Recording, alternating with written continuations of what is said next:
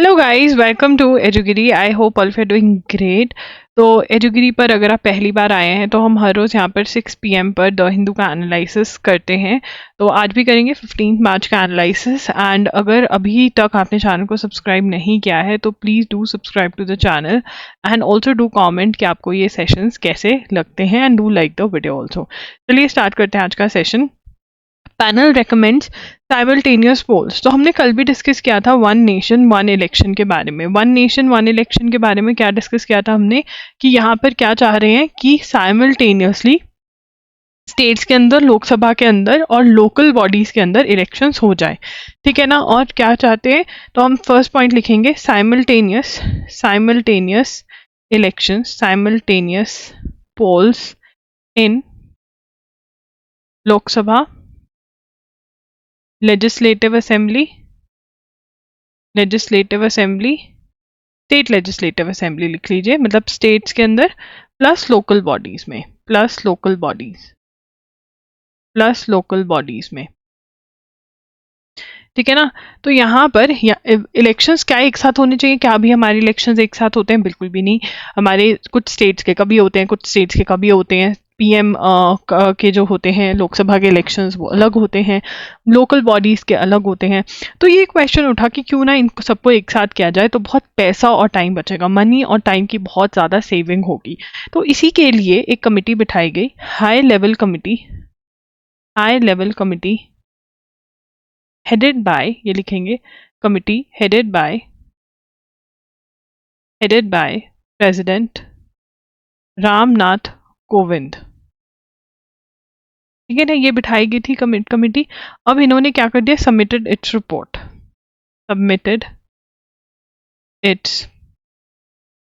Report. तो report submit करी है। अब जो रिपोर्ट सबमिट करी है उसके अंदर क्या बोला है उन्होंने, रेकमेंड, कमेटी ने क्या रेकमेंड किया है, रेकमेंड साइमल्टेनियस इलेक्शंस। यहाँ पे आपको स्टेप समझ में आ गए कि क्या हुआ। देखो, सबसे पहले एक थॉट आया कि वन नेशन वन इलेक्शन रहेगा तो कितना सही रहेगा, क्योंकि टाइम बचेगा, ठीक है ना। बहुत हमेशा पोल का मूड रहता है, वोट ही मांगते रहते हैं, काम तो हो ही नहीं पाता है, ऐसा बोला जाता है। मनी बहुत लगता है, अगर एक साथ हो जाएंगे तो मनी की भी बचत होगी, ठीक है। तो कहा गया कि सबके साइमल्टेनियस पोल्स करवाते हैं, कहाँ कहाँ के, लोकसभा के, लेजिस्लेटिव असेंबली के और लोकल बॉडीज के, ठीक है ना।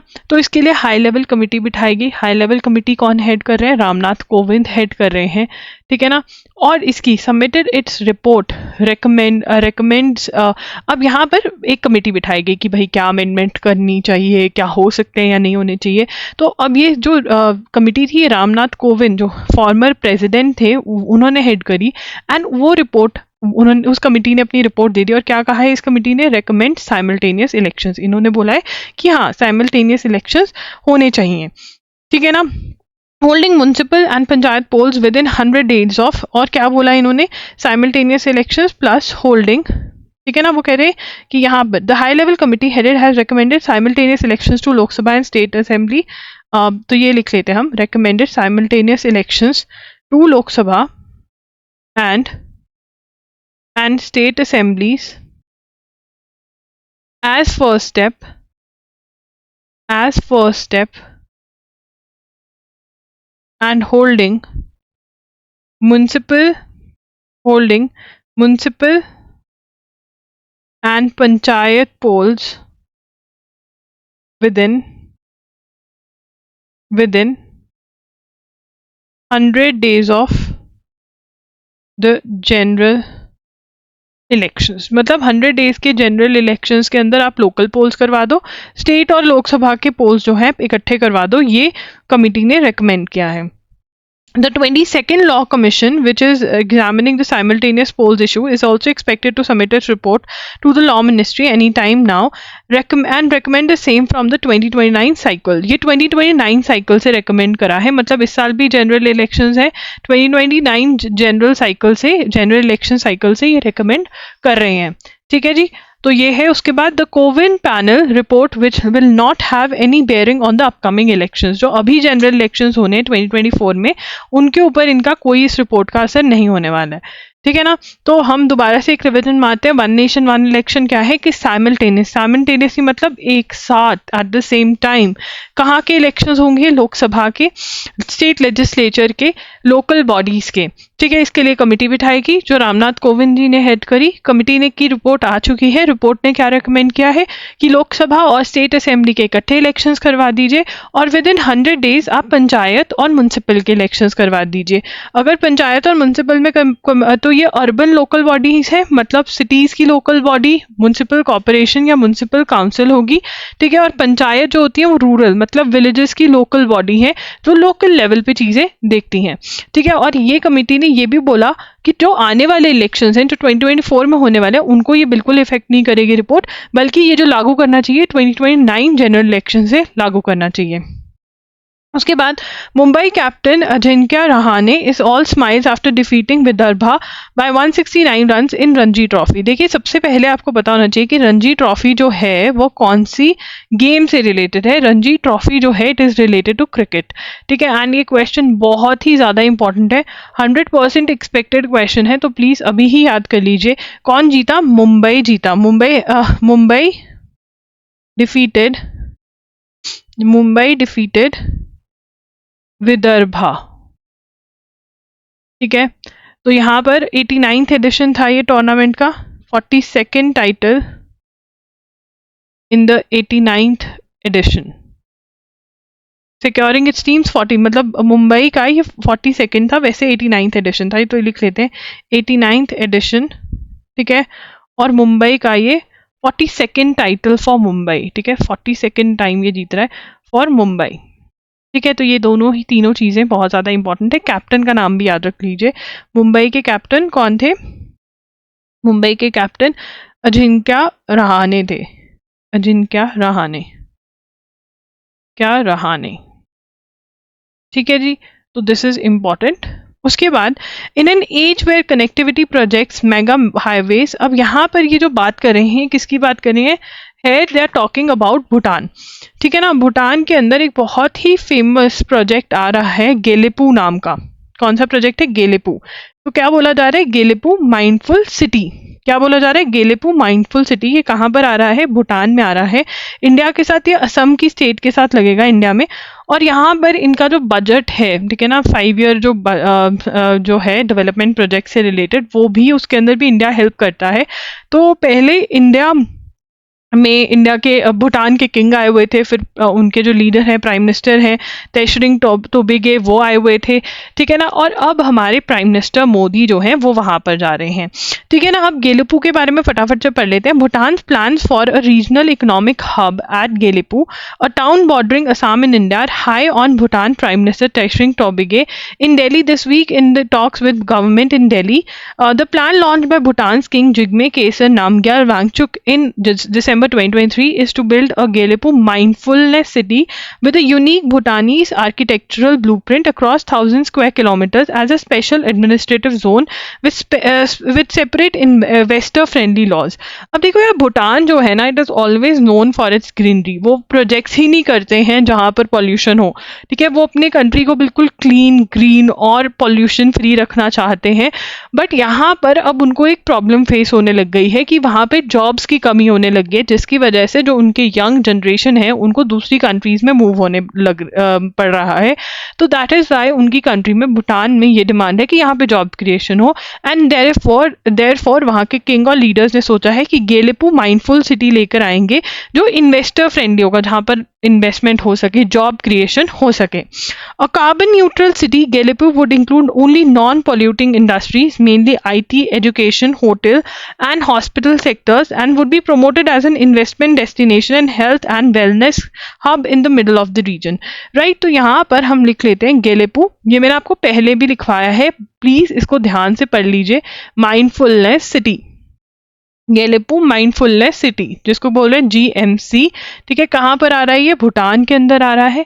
भूटान का सिटी है, भूटान का प्रोजेक्ट है, असम के साथ बॉर्डर होगा। इसका सबसे बड़ी बात क्या है? कार्बन न्यूट्रल सिटी है, मतलब जितना भी ये पॉल्यूशन करेगा, इसका या तो ऑब्जॉर्बिंग फैसिलिटीज होंगी, या तो ट्रीज उतने लगाए जाएंगे, या कुछ मशीन्स होंगी, प्रोबेबली भूटान है, ट्रीज ही लगाए जाएंगे, तो ये पॉल्यूट नहीं करेगा। कंट्री को हार्म नहीं करेगा यहाँ का पॉल्यूशन, तो कार्बन न्यूट्रल सिटी है, ठीक है ना। और यहाँ पर नॉन पॉल्यूटिंग इंडस्ट्रीज, ठीक है ना, city would consist of, city would include non polluting, include non polluting industries, ठीक है ना। तो यहाँ पर ये इसको कैसे प्रमोट कर रहे हैं, वेलनेस हब होगा मोस्टली, ये वेलनेस हब बना रहे हैं भूटान वाले इसको, ठीक है ना। तो ये आपको पता होना चाहिए, गेलेपू माइंडफुलनेस सिटी कहाँ पर आ रहा है, भूटान में आ रहा है। किसका प्रोजेक्ट है, ये भूटान का प्रोजेक्ट है, रीजन भी मैंने आपको बता दिए, तो आप ध्यान में रख सकते हैं। Will find a way for people without documents to apply under CAA। तो सिटीजनशिप अमेंडमेंट एक्ट कब आया था, ये बहुत ही ज्यादा जरूरी है कि आपको पता हो कि 2019 में ये प्रोजेक्ट, ये अमेंडमेंट आई थी, जिसके अंदर कहा गया था कि जो हिंदूज, बुद्धिस्ट, पारसीज, ये सारी जो कुछ कम्युनिटीज हैं जो अफगानिस्तान, बांग्लादेश, पाकिस्तान में पर्सिक्यूशन फेस कर रही हैं, उनको हम सिटीजनशिप देंगे, ठीक है ना। और अब इसके रूल्स भी आ गए हैं 2024 के अंदर, बट इनमें कुछ डॉक्यूमेंट रिक्वायरमेंट्स हैं कि आपको ये सबमिट करना होगा वो। अब यहाँ पर जो हमारे होम मिनिस्टर हैं अमित शाह, उन्होंने बोला है कि हम देखेंगे अगर विदाउट डॉक्यूमेंट्स हम लोगों को सिटीजनशिप दे सके, राइट। तो अभी इसमें से कुछ नोट करने वाले नहीं, हम ऑलरेडी इसके नोट्स बना चुके हैं। एक और 100% पक्का क्वेश्चन आ गया है, this is very very important. India 134th rank पर है in global human development index, लिखेंगे India 134th in global human development index, ठीक है, अकॉर्डिंग टू UNDP। यूएनडीपी क्या है, United Nations development programme, United Nations development programme. अब देखिए यहाँ पर आपके दो क्वेश्चंस बनेंगे। ग्लोबल ह्यूमन डेवलपमेंट इंडेक्स, जिसको HDI कहते हैं, ये कौन लेकर आता है, यूएनडीपी की फुल फॉर्म हमसे पूछ सकते हैं, और इंडिया का रैंक क्या रहा ये पूछ सकते हैं, ठीक है ना। तो इनकी रिपोर्ट का नाम क्या था, India had moved up a rank on the global human development index according to United Nations development programme report. इनका रिपोर्ट का नाम क्या था इस बार, रिपोर्ट, वैसे रिपोर्ट का नाम बहुत ही कम पूछा जाता है, बट लिख लेते हैं, breaking the gridlock, reimagining cooperation reimagining cooperation in a polarized world, ठीक है। The report stated that that while India ranked 135 in 2021, it has moved up to 134 in 2022। तो अब यहाँ पर हमें 134th जो रैंक है ये कब का है, 2022 का है, ठीक है ना। 2021 में हम 135 पर थे, और total of 193 countries were ranked, ठीक है, टोटल ऑफ 193 कंट्रीज रैंक्ड, ठीक है ना। अब वो कह रहे हैं India southern neighbour Sri Lanka has been ranked much ahead, वो हमसे बेटर कर रहा है। China both categorised under the high. तो यहाँ पर ही क्या देखते हैं, लाइफ एक्सपेक्टेंसी कितनी है, एजुकेशन कितनी मिल पा रही है, ये सब चीज़ें कंसिडर करते हैं global human index, human development index में। देखिए यहाँ पर टाइटल में से ही मोस्ट प्रोबेबली क्वेश्चन आएगा, ये तो बहुत ही अनएक्सपेक्टेड है, बट फिर भी अगर रीडिंग लेते रहेंगे, अगर आ भी जाता है तो you know the answer.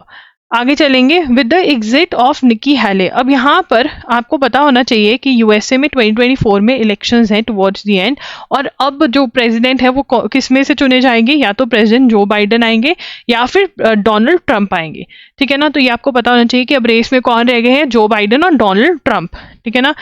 US general elections, US elections, अब प्रेसिडेंशियल इलेक्शंस लिख सकते हैं, presidential elections 2024, race between Joe Biden and Donald Trump, ठीक है जी, ये आपको पता होना चाहिए। आगे चलेंगे, 4 years after Parliament passed Citizenship Amendment Act, the Ministry of Home Affairs notified the rules to implement the law on March 11th. एक बार से दोबारा इसके नोट्स बना लेते हैं, ठीक है ना, just for sake of revision. बाकी आप लोगों ने नोट कर ही लिया है, ठीक है ना. अब यहाँ पर सिटीजनशिप अमेंडमेंट रूल्स आ गए हैं, सिटीजनशिप रूल्स, अमेंडमेंट रूल्स, ठीक है. अब यहाँ पर सबसे पहली चीज हमको क्या पता होना चाहिए कि सिटीजनशिप अमेंडमेंट एक्ट कब आया था. सिटीजनशिप अमेंडमेंट एक्ट 2019 में आया था. और अभी न्यूज इतनी ज्यादा वो क्यों हो रही है, क्योंकि मिनिस्ट्री ऑफ होम अफेयर्स इससे रिलेटेड रूल्स ले आए, तो ये अप्लाई हो गया. Of home affairs notified rules, ठीक है ना, ऑन 11th मार्च 2024 को रूल्स नोटिफाई हो गए, ठीक है ना. अब यहाँ पर मतलब ये अमेंडमेंट, ये चेंज जो थी, इसको इम्प्लीमेंट कर दिया गया है, ठीक है ना. अब आगे पढ़ेंगे. It fast track citizenship for undocumented immigrants from 6 non. अब ये क्या करता है, फास्ट ट्रैक, जल्दी उनको सिटीजनशिप मिल जाएगी. जहां उनको 11 ईयर्स वेट करना था फॉर देयर सिटीजनशिप, अब उनको वो 5 ईयर्स अगर वो कंप्लीट कर लेते हैं इंडिया में रहने के, उनको सिटीजनशिप मिल जाएगी. तभी ये लिखा जा रहा है फास्ट ट्रैक, कि उनको जल्दी मिलेगी. Fast track citizenship for undocumented immigrants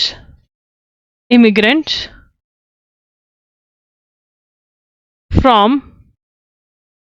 6 non-Muslim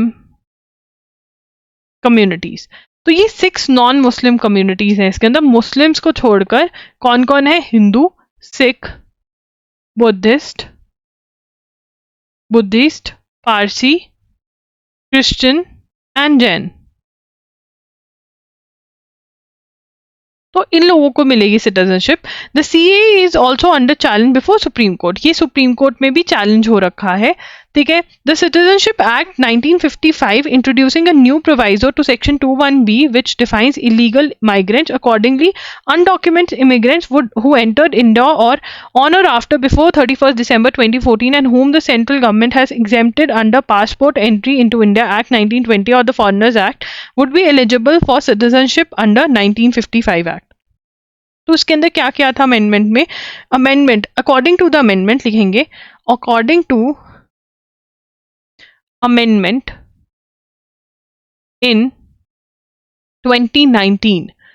amendment किसको, कौन से एक्ट को हुई, citizenship amendment act, citizenship act 1955, ठीक है. क्या किया गया, न्यू सेक्शन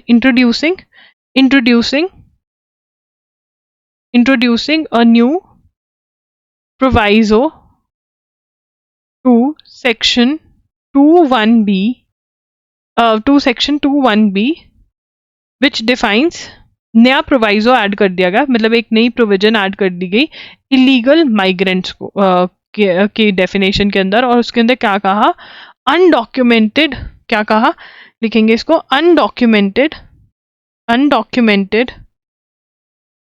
अनडॉक्यूमेंटेड इमिग्रेंट्स, ठीक है ना, जिनके पास कोई वीजा कुछ नहीं, अप्रूवल के बिना, हु एंटर्ड इंडिया ऑन और बिफोर. ये बहुत ज्यादा इंपॉर्टेंट है, ऑन और बिफोर 31st December 2014 उनको मिल रहा है ये. विद होम सेंटर, ठीक है, उनको ये would be eligible.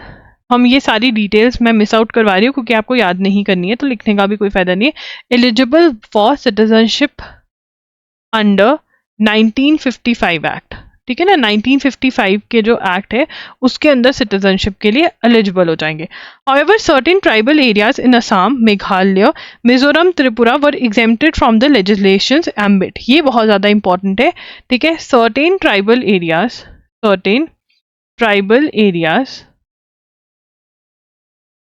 in Assam, Meghalaya, Mizoram and Tripura were exempted, मतलब not included. exempted मतलब not included, exempted from this law, ठीक है. To assess the protected areas and inner line permit is needed from. Inner line permit क्या होता है? यहाँ पे enter करने के लिए, इवन दो अगर आप सिटीजन ऑफ इंडिया, ये भी इंडिया की ही पार्ट है, बट यहाँ पे एंटर करने के लिए इन एरियाज में आपको इनर लाइन परमिट चाहिए होता है, ठीक है ना. तो ये वाली जो कुछ areas, tribal areas of Assam, Meghalaya, Tripura जो है वो बाहर रखे गए हैं इस लॉ से, ठीक है जी. उसके बाद आगे चलेंगे. Retired bureaucrats Gyanesh Kumar and Sukhbir Singh Sandhu were appointed election commissioners. Now this is very very important because kind of controversial हो सकता है. हमने कल पढ़ा था कि सुप्रीम कोर्ट में एक एनजीओ ने केस कर दिया है कि क्या कहा है उन्होंने कि जो अपॉइंटमेंट ऑफ इलेक्शन कमिश्नर्स और चीफ इलेक्शन कमिश्नर है वो किसके अकॉर्डिंग होनी चाहिए? जो सुप्रीम कोर्ट ने कमिटी बनाई थी जिसके अंदर चीफ जस्टिस ऑफ इंडिया भी थे. बट यहाँ पे प्राइम मिनिस्टर ने जो हेड करी है कमिटी, जिसके अंदर यूनियन कैबिनेट मिनिस्टर है, ऑपोजिशन के लीडर है और पीएम है, उन्होंने चूज कर दिया है. तो यहां पर हम लिख लेंगे, ये इंपॉर्टेंट है, Gyanesh Kumar and Sukhbir Singh Sandhu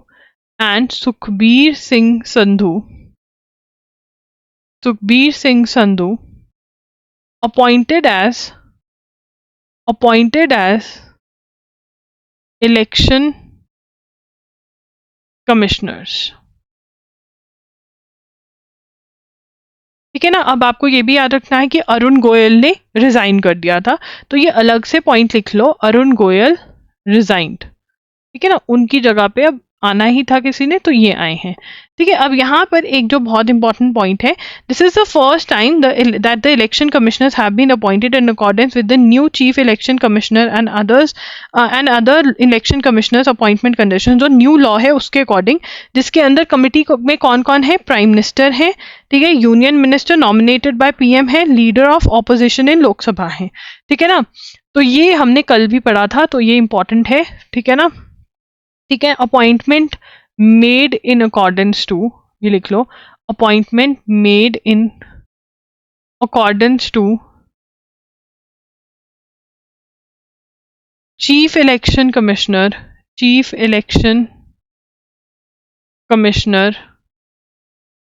and other election commissioners appointment, conditions of service,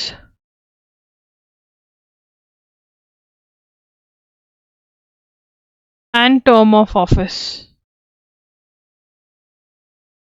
Act 2023.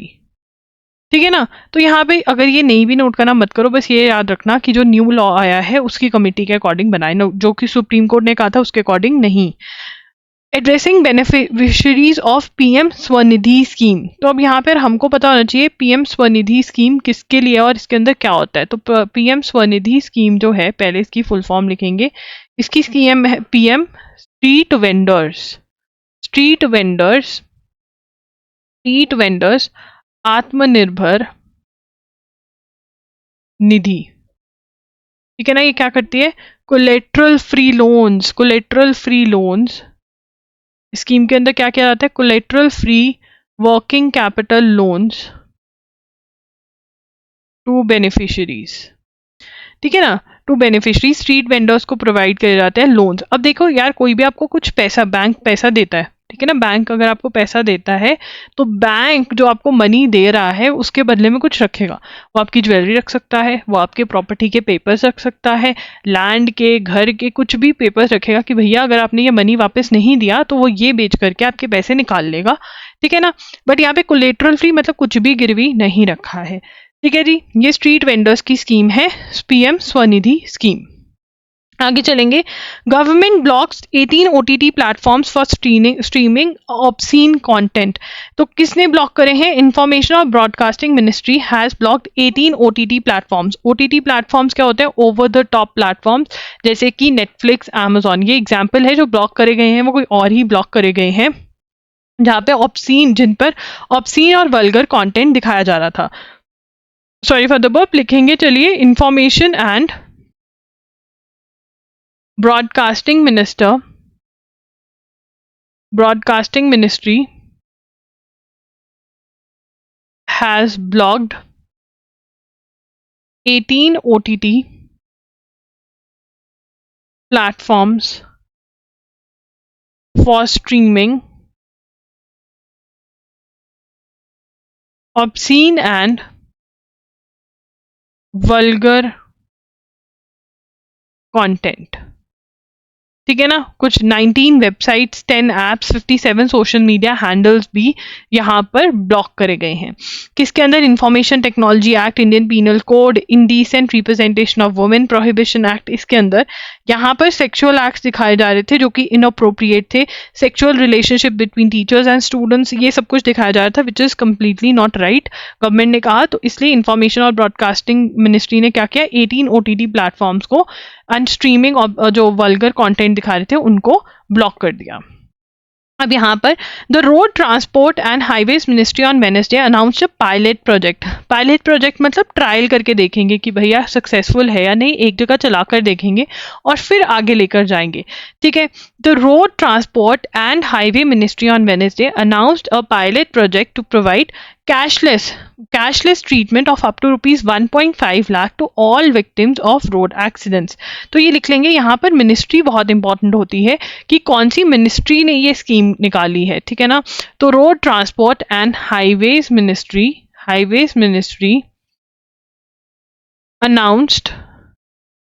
announced a pilot project to provide cashless treatment to up to rupees 1.5 lakh to all victims of road accidents, जिनका रोड एक्सीडेंट हुआ है। ठीक है ना, अब यहाँ पर the pilot project will be undertaken in Chandigarh. ठीक है ना, पायलट प्रोजेक्ट ट्रायल कहाँ पर होगा? Pilot project to be undertaken in Chandigarh. Chandigarh में ये पायलट प्रोजेक्ट जो है वो होगा। ठीक है, the pilot project will be undertaken in Chandigarh to establish an ecosystem for providing timely medical care to victims of road accidents including during the golden hour. ठीक है, तो यहाँ पर एम क्या है, इसका ऑब्जेक्टिव क्या है, इसका एम क्या है? मेडिकल केयर ऑफ इंक्लूड, तो क्या है? Medical care to victims of road accidents. ठीक है ना, medical care to victims of road accident including during golden hour. तो अब गोल्डन आवर क्या होता है? तो गोल्डन आवर वो टाइम होता है, कहते हैं ना कि अगर उसको जल्दी हॉस्पिटल ले जाते तो वो बच जाता है ना, तो that is the golden hour. वो टाइम जो एक्सीडेंट के बाद, the golden hour is the period following an injury during which there is highest likelihood of preventing death. ठीक है, तो यहाँ पर लिखेंगे is the period following an injury during which there is highest likelihood of preventing death by providing medical care। अगर medical care मिल जाए तो death नहीं होगी। ठीक है ना, तो उसको गोल्डन आवर कहते हैं और उसी के लिए कि भाई गवर्नमेंट प्रोवाइड करेगी पैसा। The ministry said in a statement the scheme will be applicable to all victims of road accidents involving a motor vehicle which occurred on any road category of road. The packages of trauma and polytrauma offered under Pradhan Mantri Jan Arogya Yojana will also be co-opted under the scheme. Claims raised by hospitals for providing treatment will be reimbursed। ठीक है ना, तो hospitals के जो claims होंगे, claims raised by hospitals will be reimbursed। मतलब hospitals का जो खर्चा होगा वो हॉस्पिटल्स को गवर्नमेंट पे करेगी। ठीक है ना, तो दैट इज मतलब hospitals don't need to wait. अगर इतने का ट्रीटमेंट है तो हॉस्पिटल्स बहुत आराम से दे सकते हैं। They don't need to wait for someone to say कि हाँ हम पे कर देंगे, for someone to find the family of the victim, right. तो यहाँ पर the amendment also provide for a scheme for cashless treatment of road accidents as well as motor vehicle accident fund. The national health authority will be implementing agency for the program. तो यहाँ पे जो last paragraph है ये बहुत ही important सा लग रहा है, इसमें से भी हम चीज़ें नोट करेंगे, ठीक है ना. तो यहाँ पर ये हमारा 4th पॉइंट बनेगा, ठीक है. Amendment to also provide cashless treatment. मतलब ज़रूरी ये नहीं है कि कैश देना पड़ेगा, वो ट्रीटमेंट करेंगे और सीधा हॉस्पिटल को डायरेक्टली गवर्नमेंट से मिल जाएगा. ये नहीं कि अभी फैमिली पे कर देगी और फिर फैमिली जो है वो गवर्नमेंट से ले सकते, नहीं, ठीक है. तो यहाँ पर एक तो ये है कैशलेस, एक तो हमने बात करी कैशलेस ट्रीटमेंट की, और दूसरा यहाँ पर एक फंड भी बनेगा. उस फंड का नाम क्या है? Motor vehicle accident fund. Motor vehicle accident fund भी बनेगा, ठीक है ना. और यहां पर ये भी बोला जा रहा है कि नेशनल हेल्थ अथॉरिटी जो है वो will be implementing agency for the program, ठीक है ना. ये इम्प्लीमेंट करेगी, ठीक है ना. नेशनल हेल्थ अथॉरिटी जो है वो इम्प्लीमेंट करेगी इस प्रोग्राम को. कौन सी मिनिस्ट्री लेकर आ रही है, क्या क्या इसमें होने वाला है, एम क्या है, कहाँ पर ये प्रोजेक्ट स्टार्ट होगा सबसे पहले, ये सब चीज़ें इंपॉर्टेंट है. उसके बाद चलेंगे UK government releases new guidelines on extremism. Extremism क्या होता है? किसी चीज़ में एक्सट्रीमली जैसे हेट करने लग जाना.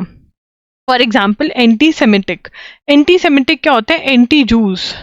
Anti Semitic is anti juice, anti Israeli people, ठीक है ना. तो ये जो है एंटी सेमिटिज्म यूज करा जाता है वर्ड हु हेट जूस और हु आर अगेंस्ट इजराइल, ठीक है ना. तो इस्लामोफोबिक जो मुस्लिम्स के अगेंस्ट हैं बहुत ज़्यादा ही एक्सट्रीम में. तो the UK government on Thursday unveiled a new and expanded definition of extremism and announced a policy banning government association and funding for designated organisations. उन्होंने कहा कि जो ऐसी ऑर्गेनाइजेशंस हैं जो इस एरिया में काम करेगी उनको गवर्नमेंट बैन कर दिया है. गवर्नमेंट उनके साथ एसोसिएट नहीं होगी किसी भी वे में और फंडिंग भी नहीं देगी, पैसे भी नहीं देगी. तो यहाँ पे लिखेंगे UK government came up with a new definition of extremism and announced a policy banning government association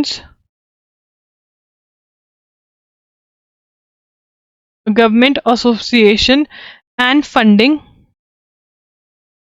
for designated organization. ठीक है ना. सर्च का मतलब क्या होता है? यहाँ पे सर्च है, सर्च का मतलब इंक्रीज, सर्च का मतलब होता है इंक्रीज, ठीक है. तो यहाँ पर search in anti Semitic and Islamophobic activity, ठीक है ना. एंटी सेमिटिक मैंने समझा दिया. तो यहाँ पे सर्च का मतलब इंक्रीज, एंटी सेमिटिक का मतलब एंटी जूस जो कि इजराइल में रहते हैं, ठीक है ना. और इस्लामोफोबिया मतलब मुस्लिम्स के अगेंस्ट हेट, ठीक है ना. ये बहुत ज़्यादा बढ़ गया था तो इन्होंने बोला कि अब गवर्नमेंट कोई भी फंडिंग नहीं देगी इनको. The propose definition will hold that extremism is promotion और advancement of an ideology based on violence, hatred, ये सब पे उसके ऊपर बेस्ड है. The new guidelines do not involve changes to the criminal law, ठीक है, बट काउंटर करने के लिए यहाँ पर ये लॉ लेकर आया गया है, ठीक है. उसके बाद उससे पहले हम ये बता दूं मैं आपको कि हमारे पास one shot current affairs available है और जो वन शॉट मटेरियल है ये अवेलेबल है हमारे पास मई 2023 से लेकर के फेब 2024 तक का. मार्च 2024 का बहुत जल्दी अपलोड हो जाएगा. तो अगर आपको रिविजन करनी है, अगर आपके बैकलॉग्स हैं किसी भी एग्जाम से रिलेटेड करंट अफेयर्स के, तो this is what you can invest in, ठीक है. यहाँ पर 7 to 8 आवर्स के लेक्चर्स में आपका फुल मंथ कवर हो जाएगा डिजी नोट्स भी हैं जिसके अंदर मैंने जिसमें से एक्सप्लेन किया है वो ही नोट्स आपको प्रोवाइड करे गए हैं। तो लेक्चर्स आप अटेंड करेंगे तो आपको लर्न और अंडरस्टैंड हो जाएगा और डिजी नोट्स में से आप रिवाइज कर सकते हैं। ये loggery.in पर अवेलेबल है। एमसीक्यूज हमारे पास जैन, फेब और मार्च के अवेलेबल हैं, 2024 के आगे के भी डलते जाएंगे। अगर आपको प्रैक्टिस करनी है करंट अफेयर्स की जो बहुत ही ज़रूरी होती है वो आप कर सकते हैं। यहाँ पे एक्स्ट्रा सोर्सेज भी कवर होते हैं, मतलब जो वेबसाइट पीआईबी की वेबसाइट वगैरह वहाँ से भी एक्स्ट्रा वेबसाइट से क्वेश्चंस आपके मोस्ट एक्सपेक्टेड कवर करवाए जाते हैं और द हिंदू, इंडियन एक्सप्रेस तो आपका कवर होता ही है, राइट। उसके बाद है हमारे पास मॉक टेस्ट, जामिया पीयू के भी मॉक टेस्ट अवेलेबल है, स्लैट के मॉक टेस्ट अवेलेबल है, सिम्बाइसिस के, एमएससीटी 5 इयर्स के भी मॉक टेस्ट अवेलेबल है। अब यहाँ पर चलते हैं, श्रीलंका को बॉम्ब डिस्पोजल डिवाइस प्रोवाइड करा गया है, चाइनीज ग्रांट के थ्रू प्रोवाइड किया गया है, ठीक है ना। So this is what was it for today. 6 PM पर कल मिलेंगे दोबारा से। अगर आपको सेशन अच्छा लगा हो तो डू लीव अ कमेंट, मुझे मोटिवेट करता है, वो बहुत अच्छा लगता है पढ़कर। लाइक कर देना इस वीडियो को एंड चैनल को सब्सक्राइब कर देना। एंड ऑल्सो अगर आप रेगुलरली अटेंड करो लेक्चर्स तो MCQs कंसिडर करना बाय करने के लिए। एंड अगर इरेगुलर हो तो please consider buying one shots, and one shots देखने बाद फिर MCQs जरूर लगाना, फिर आपके करंट अफेयर्स बहुत अच्छे से प्रिपेयर हो जाएंगे। Bye bye, take care, all the links are in the description box. Bye, thanks for joining in.